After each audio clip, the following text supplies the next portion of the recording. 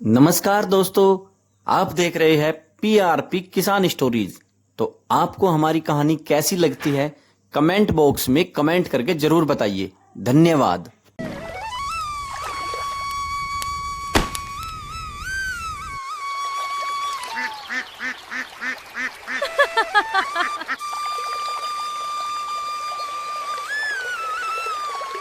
दूर सोनापुर नाम के छोटे से गांव में मिट्टी की गलियां, खपरेल की छतें और चारों ओर खेत खलिहान फैले हुए थे।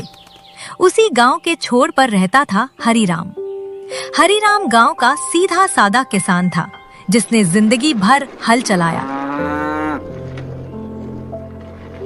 मगर किस्मत की मार से कर्ज में डूब गया। साहूकार भैरव सिंह का उधार उस पर पहाड़ बनकर बैठा था।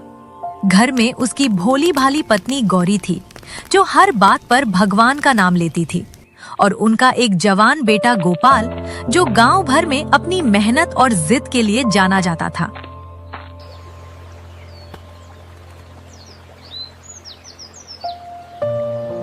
उस दोपहर सूरज सिर पर चढ़कर तप रहा था। घर के आंगन में हरिराम अकेले खाट पर बैठा था और थोड़ी दूर उसकी पत्नी गौरी चावल का बीज साफ कर रही थी, पर उसकी निगाहें बार बार हरिराम पर जाकर अटक रही थीं। थोड़ी देर बाद वो रामलाल से कहती है, काहे इतना माथा पकड़े बैठे हो जी, सब राम जी संभाल लेंगे। अरे भाग्यवान, अब भगवान कब तक संभालेंगे। अब तो भैरव सिंह हर रोज दरवाजा खटखटाता है, बोलता है खेत गिरवी रख दे, नहीं तो सब नीलाम कर दूंगा। बेटवा रोज पसीना बहा रहा है खेत में, तो इस बार खेती तो ठीक होगी, उसमें से सब चुका देंगे। खेती से कर्ज चुकता होता तो गांव का आधा किसान आज सड़क पर भीख मांगता ना होता। तभी दूर से कदमों की आवाज आती है। भैरव सिंह आता दिखता है। सफेद चमकती धोती कुर्ता और चेहरे पर अकर, आंखों में तिरस्कार। अरे वो हरिराम कहाँ छुपा बैठा है रे तू? हरिराम घबराकर खाट से खड़े होकर भैरव सिंह से हाथ जोड़ता है। भैरव सिंह जी प्रणाम। प्रणाम छोड़, मेरा रुपया कहाँ है? कब से कह रहा हूँ उधारी उतार या फिर खेत मेरे हवाले कर। भैरव सिंह जी थोड़ी मोहलत और दे दो, इस बारिश ने धोखा दे दिया है, फसल चौपट हो गई है। अगली बार मेहनत करके सब चुका दूंगा। क्या रे हरिराम, तेरा ये अगली बार सुनते सुनते मेरे कान पक गए। गरीब की जुबान से निकली कसम ज्यों की त्यों टूट जाती है। सुन ले, अगर अगले महीने तक रुपया नहीं मिला तो तेरे खेत पर मेरा झंडा गाड़ दूंगा। आस पड़ोस के 2-3 गांव वाले भी चौपाल से लौटते लौटते हरिराम के आंगन पर रुक गए और तमाशा देखने लगे। हरिराम शर्म से गर गया। तभी अंदर से गोपाल निकला। चौड़े कंधे वाला जवान लड़का, माथे पर पसीना चमक रहा था, शायद खेत से सीधा आया था। भैरव सिंह काका, इतना ताना मार मार के काहे बापू को रुलाते हो? खेत नहीं बिकेगा, ये बात आप गांठ बांध लो।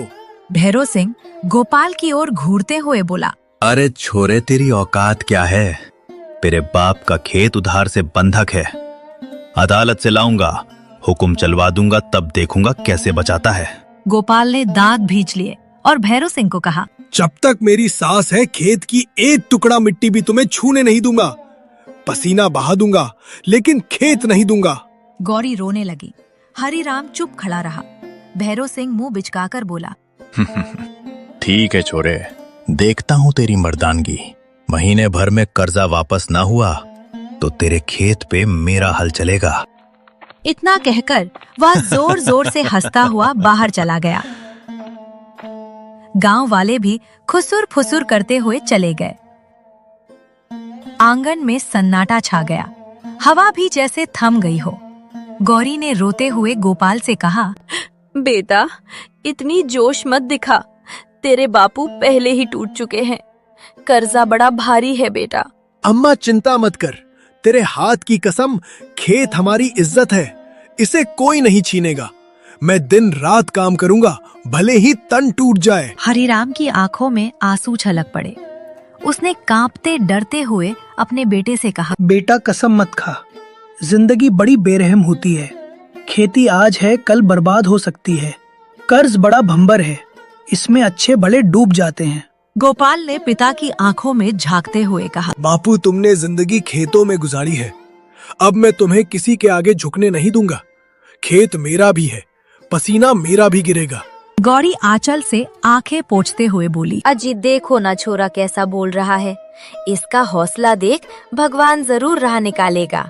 हरिराम बिना कुछ बोले चुपचाप खाट पर बैठ गया।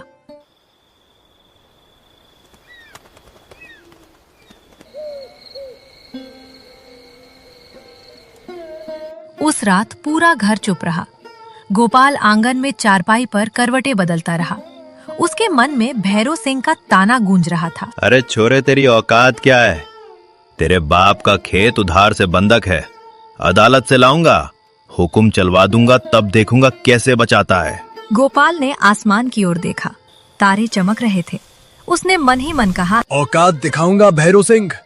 जिस खेत की मिट्टी से खेलकर बड़ा हुआ हूँ, वो मेरी जान है, इसे कोई नहीं छीन सकता। गोपाल की आंखों में आंसू थे, मगर दिल में आग भी जल रही थी।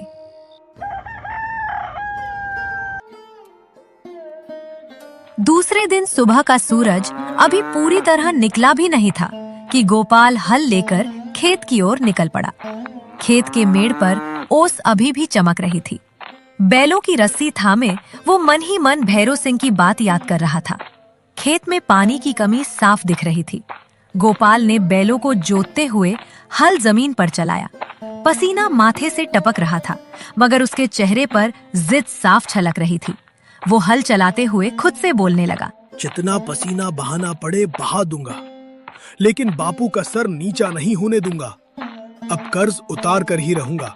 थोड़ी देर बाद गांव के 2 आदमी वहां से गुजरे। चौपाल की ओर जा रहे थे। खेत में गोपाल को हल चलाते देखा और वहां रुक गए। अरे देखो तो, ये हरिराम का छोरा सोचता है अकेले मेहनत से साहूकार का कर्जा चुक जाएगा। काफी बड़े सपने देख रहा है। हाँ, जवान खून है, जोश में है।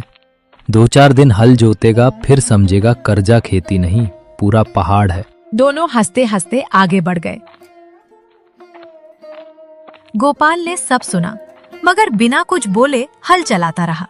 उसकी आंखों में आंसू आ गए, मगर उसने पसीने के साथ आंसू भी मिट्टी में मिला दिए।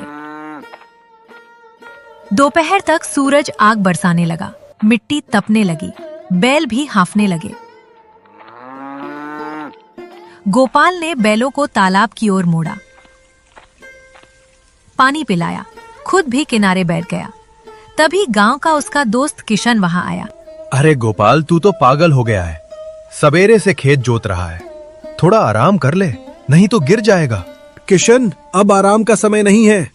खेत ही तो सब कुछ है। जब तक ये खड़ा रहेगा, बापू की इज्जत बची रहेगी। तेरी जिद है भाई, मैं तो तेरे आगे कुछ नहीं बोल सकता। लेकिन सुन, साहूकार भैरव सिंह यूं छोड़ने वाला नहीं है। बड़े बड़े लोग उसके जाल में फंस चुके हैं। हाँ, फंसे होंगे और लोग, लेकिन मैं नहीं फंसूंगा। देख लेना, ये फसल ही मेरी ढाल बनेगी। शाम होते होते गोपाल खेत से लौटा। उसका पूरा शरीर मिट्टी और पसीने से सना था। गौरी दरवाजे पर खड़ी होकर इंतजार कर रही थी। अरे बिठवा, तू पूरा दिन धूप में जल गया। दोपहर को खाना खाने घर आ जाता तो अच्छा रहता। गोपाल ने मुस्कुराने की कोशिश की और गौरी से कहा, अम्मा, पेट की आग तो थोड़ी देर दब सकती है, लेकिन मन के अंदर जो आग लगी है, वो तो जब फसल आएगी तभी बुझेगी।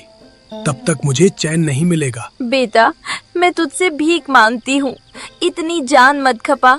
डर लगता है कहीं तुझे कुछ हो ना जाए। अम्मा, मुझे कुछ नहीं होगा, तुम फिक्र मत करो। अगर मैं गिर भी पड़ा तो खेत की मेड़ पर ही गिरूंगा, मगर अब हार नहीं मानूंगा। 2-3 दिन ऐसे ही बीत गए। गांव वाले रोज गोपाल को खेत में जोतते हुए देखते, कुछ हंसते, कुछ तरस खाते।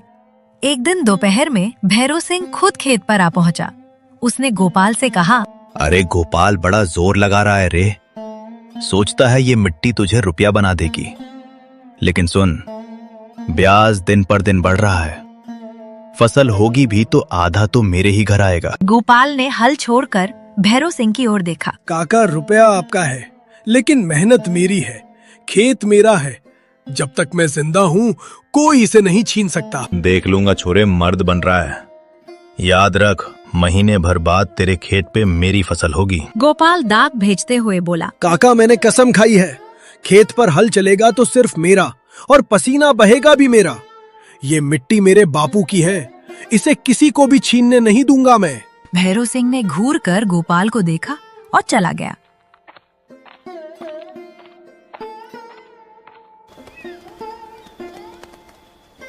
रात को आंगन में हरिराम खाट पर बैठे थे। गौरी पास में रो रही थी। मुझे डर लग रहा है, हमारा छोड़ा पागल हो रहा है। ना जाने खेत उसका सहारा बनेगा या जाल। अब तो भरोसा इसी पर है। तुम देख नहीं रहे, हमारे छोरे की आंखों में आग है। शायद भगवान इसी के हाथ से कोई चमत्कार करवाएंगे। गोपाल भी वहीं बैठा सब सुन रहा था। उसने पिता के पास आकर कहा, बापू, तुम हिम्मत हार रहे हो, मगर मैं नहीं हारूंगा। उसने आपका अपमान किया है, इसीलिए अब मैं भैरव सिंह की हंसी जरूर मिट्टी में मिला दूंगा। ऐसा सुनकर हरिराम की आंखें छलक पड़ी। वो कुछ नहीं बोले।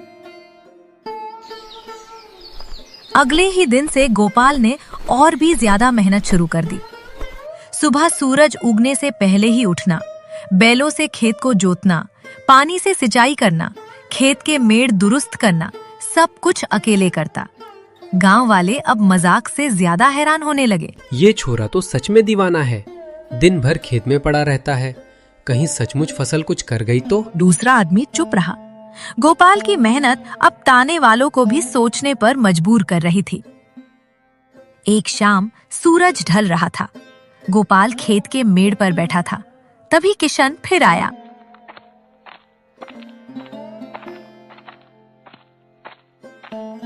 भाई, तुझे देख के गांव वाले अब बातें बदलने लगे हैं। लोग कह रहे हैं अगर मेहनत का फल मिलता है तो तुझे जरूर मिलेगा।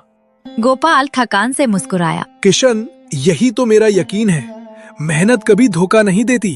देख लेना, ये खेत हमें हरा भरा करेगा।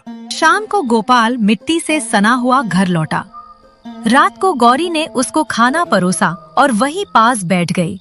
गोपाल को धीरे से कहा, बेटा, भगवान तेरा साथ दे। तूने खेत की कसम खाई है तो अब हम सब तेरे साथ हैं। गोपाल की माँ की आंखों में देखकर गोपाल ने कहा, अम्मा, यही हौसला चाहिए। देखना, खेत लहलहाएगा और बापू का सर भी जरूर ऊंचा होगा। हरिराम खाट पर बैठे सब सुन रहे थे। उनके दिल में अब थोड़ी सी उम्मीद की लौ जल उठी।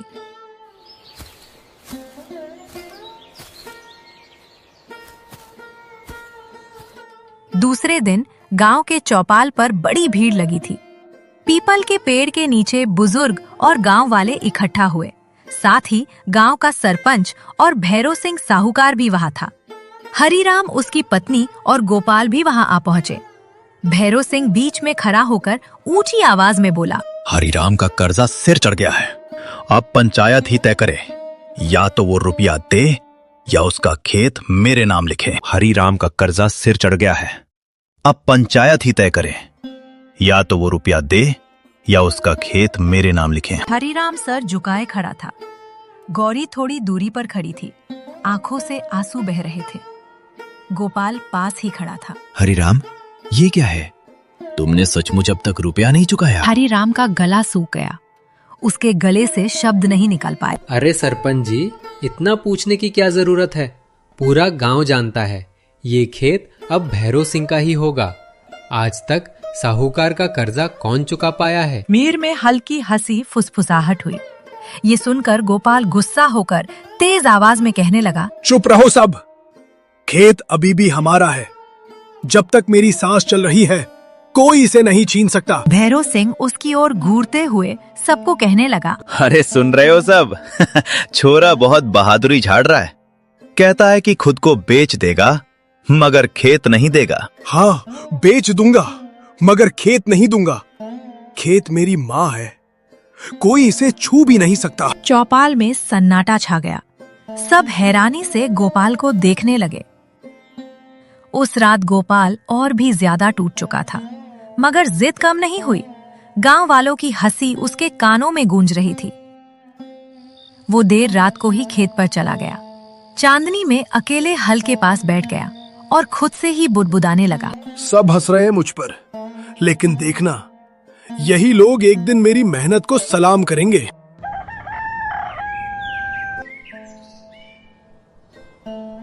अगले दिन फिर वही दिनचर्या, खेत, बैल, हल और पसीना, मगर अब थकान और बढ़ गई थी। गोपाल खेत के मेड़ पर गिर पड़ा, हाथ कांप रहे थे, सांसें तेज चल रही थी। उसी वक्त गौरी खेत पर पहुंची। बेटे को मिट्टी से लथपथ पड़ा देखा तो जल्दी पास आकर फूट फूट कर रोने लगी। हाय दैया, बिटवा उठ, तेरे ऊपर कर्जा है, बोझ है, पर तू जान मत गवा। हम भूखे रह लेंगे मगर तुझे खो नहीं सकते। गोपाल ने मुश्किल से आंखें खोली, उसके होंठ सूख गए थे। वो धीरे से बोला, अम्मा मैं हारूंगा नहीं, अगर गिरा भी तो खेत की मेड़ पर ही गिरूंगा। अब गांव में बातें और भी तेज होने लगी। ये छोरा पागल हो गया है, दिन रात खेत में जान दे रहा है। खेत से कर्जा उतरता तो अब तक कोई किसान कंगाल ना होता। लेकिन उसकी मेहनत तो देखो, इतनी लगन तो किसी ने नहीं दिखाई। हो सकता है भगवान इसी का साथ दे। गांव दो हिस्सों में बंट गया। कुछ लोग ताने मारते, कुछ धीरे धीरे गोपाल के पक्ष में खड़े होने लगे।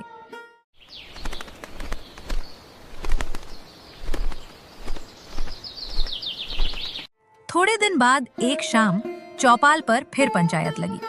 भैरव सिंह ऊंची आवाज में सरपंच से बोलने लगा, अब तो आखिरी फैसला कर ही दो, वरना मैं उस हरिराम के छोरे को न खेत पर हल चलाने दूंगा और ना ही फसल काटने।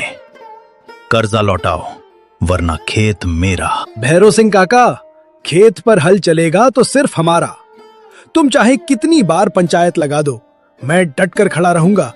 और हाँ, खेत में अब फसल लहरा रही है, हम आपका कर्जा जल्दी ही चुका देंगे। छोरे, जिद ही तुझे बर्बाद करेगी।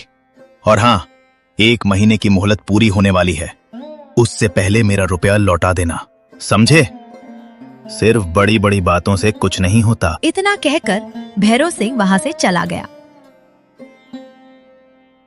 सभी गांव वाले भी चुपचाप घर लौट गए। उस रात हरिराम बहुत देर तक खामोश रहा, खाट पर बैठकर सोचता रहा। अंत में बोला, गौरी, मुझे डर है कहीं बेटा खुद को मिट्टी में ना मिला दे। उसकी जिद उसे खा जाएगी। यही तो उसकी ताकत है, तुम देखना, एक दिन यही जिद हमें सम्मान दिलाएगी। हरिराम ने लंबी सांस ली। अंदर से वो भी बेटे पर गर्व करने लगा। गोपाल रात को आंगन में खटिए पर लेटा था। उसने लेटे तारों की ओर देखा और धीरे धीरे बुदबुदाने लगा, हे भगवान, मुझे तोड़ मत देना। माँ बाप की इज्जत का सवाल है, खेत बचाना ही मेरी जिंदगी है। उसकी आंखें भारी हो गईं, मगर दिल का बोझ नींद से भी बड़ा था। दूसरे दिन सुबह खेत के मेड़ पर खड़ा गोपाल दूर तक फैली हरियाली देख रहा था। गेहूं की बालियां हवा में झूम रही थीं। चेहरे पर थकान के बावजूद संतोष दिख रहा था। हे धरती माँ, तूने मेहनत का फल दिखा दिया। अब ये फसल ही हमारी इज्जत बचाएगी। इतने में किशन खेत पर आ पहुंचा। उसने हंसते हुए चारों ओर देखा और गोपाल से कहा, अरे वाह भाई, तेरे खेत की तो रंगत ही बदल गई। सच कहूं, इतना हरा भरा खेत गांव में किसी का नहीं है। किशन, ये मेरे खून पसीने का रंग है। मैं तो दिन रात मिट्टी में घुल गया हूँ। हाँ भाई, गांव वाले अब धीरे धीरे तेरी तारीफ करने लगे हैं। कल ही चौपाल पर लोग कह रहे थे कि अगर मेहनत रंग लाती है तो गोपाल का खेत जरूर लहलाएगा। ऐसा सुनकर गोपाल की आंखें चमक उठीं। बेटवा, तेरे खेत की खबर अब सब जगह फैल रही है। लोग कह रहे हैं कि फसल अच्छी होगी। भगवान तेरा साथ दे रहा है। अम्मा, ये सब तेरी दुआओं का असर है। मैं वादा करता हूँ, खेत किसी को नहीं दूंगा। हरिराम भी अंदर से निकल आए। लंबे समय बाद उनके चेहरे पर मुस्कान दिखी। बेटा, आज तेरे बाप का सिर ऊंचा हो गया। तेरी मेहनत देखकर लगता है शायद वाकई कर्जा उतर सकता है। बापू, जब तक मैं जिंदा हूँ आपको किसी के आगे झुकने नहीं दूंगा। अब दिन बीते गए। खेत सचमुच सोना उगलने लगा। गेहूं की बालियां भारी होकर झुक गईं। गांव वाले जो पहले ताने कसते थे, अब चुपचाप गोपाल के खेत के पास से गुजरते। कुछ लोग तो दबी आवाज में तारीफ भी करने लगे। एक दिन चौपाल पर ही दो बुजुर्ग बात कर रहे थे। गोपाल की मेहनत का असर देख रहे हो? लगता है भगवान ने उसकी सुन ली। हाँ, अब तो लोग भी कह रहे हैं कि छोरा कुछ कर दिखाएगा। अब भैरव सिंह भी परेशान होगा, क्योंकि उसकी नजर हरिराम के कर्ज से ज्यादा उसकी जमीन पर जो थी। अब भैरव सिंह ये देखकर भीतर ही भीतर खौल रहा था। एक शाम वो सरपंच के पास पहुंचा और सरपंच से कहा, सरपंच जी, हरिराम का खेत तो अब हरा भरा हो गया है, मगर मेरा रुपया अभी भी अटका है। ब्याज जोड़ो तो कर्जा और बढ़ गया है। पंचायत में ऐलान कर दो कि जब तक रुपया ना चुकता हो, खेत पर उसका कोई हक नहीं। भैरव सिंह, तेरी बात सही है कि रुपया बकाया है, मगर उसका छोरा दिन रात मेहनत कर रहा है। अब गांव वाले भी उसके साथ खड़े होने लगे हैं। तू कुछ नरमी दिखा भाई। नरमी सरपंच जी, मैं तो ब्याजखोर हूं। अगर नरमी दिखाऊंगा तो लोग मुझे ही खा जाएंगे। तुम सिर्फ पंचायत बुलाओ और फैसला कराओ, बस।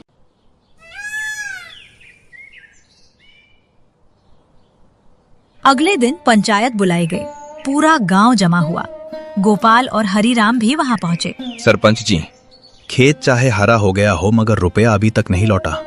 ब्याज जोड़ो तो 2 गुना कर्जा है। खेत अब मेरा होना चाहिए। आप जमीन के कागजात मंगवाओ और मुझे फैसला करके दो। काका का रुपया बड़ा होगा, मगर उससे भी बड़ा पसीना मैंने बहाया है। खेत मेरी जान है, मैं इसे कभी नहीं दूंगा। और वैसे भी महीनों की मोहलत में अभी 7 दिन बाकी हैं। भीड़ में खुसुर फुसुर होने लगी। कुछ लोग गोपाल की हिम्मत की तारीफ कर रहे थे, कुछ भैरव सिंह की बातों से डर रहे थे। भैरव सिंह, जब तक फसल ना बिके तब तक कैसे रुपया चुकाया जाएगा? अब थोड़ा इंतजार करना ही होगा। भैरव सिंह ने आंखें तरेरी और गोपाल की ओर इशारा करते हुए कहा, ठीक है, मैं इंतजार कर लूंगा, लेकिन याद रखना, अगर 7 दिन के अंदर पैसे ना लौट आए तो पंचायत खुद खेत मेरे हवाले करेगी। इतना कहकर भैरव सिंह गुस्से में वहां से चला गया। पंचायत खत्म हुई। गोपाल खेत की ओर चला गया। वहां पहुंचकर उसने गेहूं की बालियों को हाथों से सहलाया और आसमान की ओर देखकर कहा, हे धरती माँ, अब सब कुछ तेरे हाथ में है। अगर तूने साथ दिया तो भैरव सिंह की चाल खुद मिट्टी में मिल जाएगी।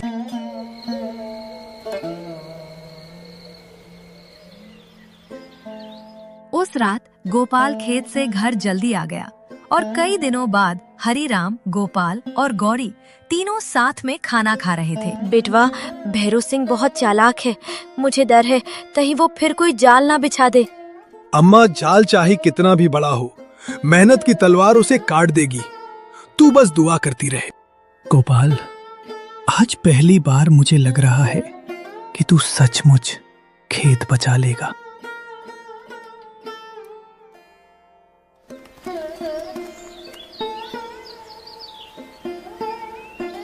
दो दिन बाद गोपाल अपने बापू और अम्मा को खेत दिखलाने ले गया।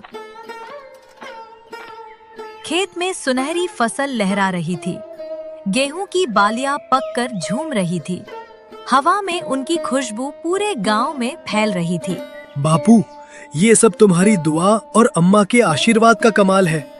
अब ये फसल ही हमारी ढाल बनेगी, और जब तक ये फसल खड़ी है, हमारे हौसले भी खड़े रहेंगे। अम्मा, बापू, देखो मेहनत रंग लाई है। ये खेत अब हमारी इज्जत वापस करेगा। बिटवा, तेरी मेहनत देखकर अब सीने की आस बंधी है। मैं बाप होकर भी तुझे कुछ ज्यादा ना दे सका, मगर तूने तो बाप का मान रख लिया। बापू, ये खेत तुम्हारी जान है तो मेरी भी जान है। इसे कोई नहीं छीन सकता। उस दिन से फसल कटनी शुरू हुई। गांव के कई नौजवान गोपाल की मदद करने आ गए। जो पहले ताने कसते थे, वही अब खामोशी से डराते चलाते हुए उसके साथ खड़े थे। कटाई के बीच किशन ने गोपाल से हंसते हुए कहा, भाई, अब तो तेरे खेत की फसल देख के गांव वाले भी दांतों तले उंगली दबा रहे हैं। अब वो साहूकार चाहे जितना मुंह फुलाए, अब उसकी नहीं चलेगी। किशन, अभी असली इम्तिहान बाकी है। मंडी में अच्छे दाम मिलना जरूरी है, तभी तो कर्जा उतरेगा। अब गेहूं की कटाई हो चुकी थी। 3 दिन बाद गोपाल गेहूं की सभी बोरियां बैलगाड़ी में भरकर मंडी की ओर रवाना हुआ। मंडी में भीड़ लगी हुई थी। व्यापारी गोपाल के गेहूं तौल रहा था। गोपाल के दिल की धड़कन तेज हो गई। भाई, ऐसा गेहूं तो पूरे इलाके में किसी के पास नहीं है। इसका दाम अच्छा मिलेगा। ऐसा सुनकर गोपाल की आंखों में चमक आ गई। कई घंटों की भागदौड़ के बाद जब आखिरी बोरी भी बिक गई, तो व्यापारी ने गिनकर रुपयों की गठरी गोपाल को थमा दी। गोपाल कांपते हाथों से रुपया पकड़ रहा था। उसकी आंखों में आंसू भर आए। वो मन ही मन कहने लगा, हे भगवान, अब बापू का सिर ऊंचा होगा। अब कोई हमें ताने नहीं मारेगा। उस दिन शाम को पूरा गांव पंचायत चौपाल पर इकट्ठा हुआ। गोपाल, हरिराम और गौरी भी पहुंचे। भैरव सिंह पहले से ही वहां खड़ा था। उसने सरपंच से कहा, सरपंच जी, आज फैसला हो जाना चाहिए। कल आखिरी दिन है मोहलत का। अब ये मेरा रुपया लौट आएंगे या मैं इसका खेत ही छीन लूं। ये सुनकर गोपाल आगे बढ़ा। उसके हाथ में रुपयों की गठरी थी। भैरव सिंह काका, ये रहा पूरा रुपया।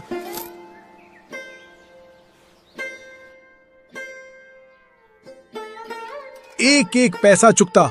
अब बोलो, ये खेत किसका? भीड़ में सन्नाटा छा गया। सबकी नजरें साहूकार की ओर टिक गईं। भैरव सिंह का चेहरा उतर गया। उसने अनमने ढंग से गठरी पकड़ ली और धीमे स्वर में बुदबुदाते हुए कहा, ठीक है, कर्ज उतर गया। भीड़ में से गांव वालों ने गोपाल को बधाई देते हुए कहा, वाह गोपाल, तूने साबित कर दिया कि मेहनत से बड़ी कोई ताकत नहीं। तूने खेत बचाकर दिखा ही दिया। गांव वालों, मैंने जो किया अपनी मिट्टी और बापू की इज्जत बचाने के लिए किया। मेहनत और हौसले से ही इंसान जीतता है। इस कहानी की एक नई सीख, मेहनत और लगन से कोई भी मुश्किल जीती जा